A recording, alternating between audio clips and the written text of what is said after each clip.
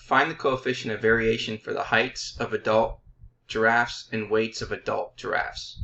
So we're going to use the data from data set 1, body data, to compare the variation of heights, centimeters, of adult female giraffes and weights, kilograms, of adult female giraffes. For heights of the female giraffes included in data set 1, the sample mean is equal to 4.5 meters and the sample standard deviation is 5.1 meters. So let's go ahead and, for the heights for the female giraffes, we know the sample mean is 4.5 meters and the sample standard deviation is 5.1 meters.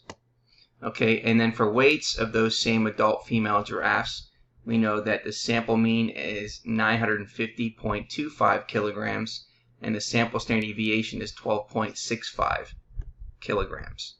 So we want to find the coefficient of variation of heights and the weights. Okay, so we want to make sure that we can see that we're looking at specifically different heights and weights, so we have those values. So we want to show our work below. So we want to find out what is the coefficient of variation for heights.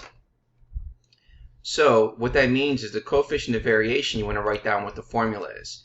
We're taking the sample standard deviation divided by the sample mean and multiplying it by 100%.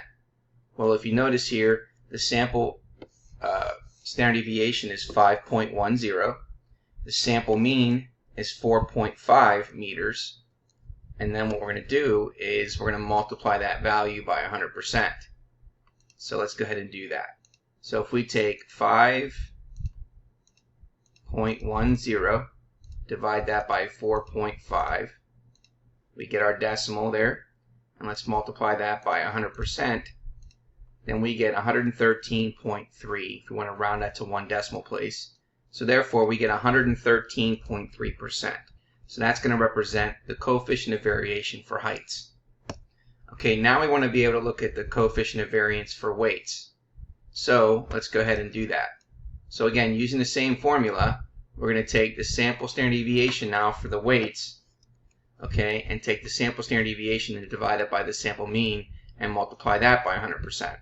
Well, let's take a look at that there. So we know that the sample mean and the sample standard deviation. The sample standard deviation is 12.65 kilograms. And then we're dividing that by the weight of the sample mean, which is 950.25 kilograms.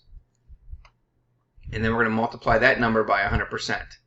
So let's go ahead and do that. If we take 12.65, divide that by 950.25, we get this decimal, and then multiply it by 100%. Okay, then we can say that this is 1.3 or 1.33%.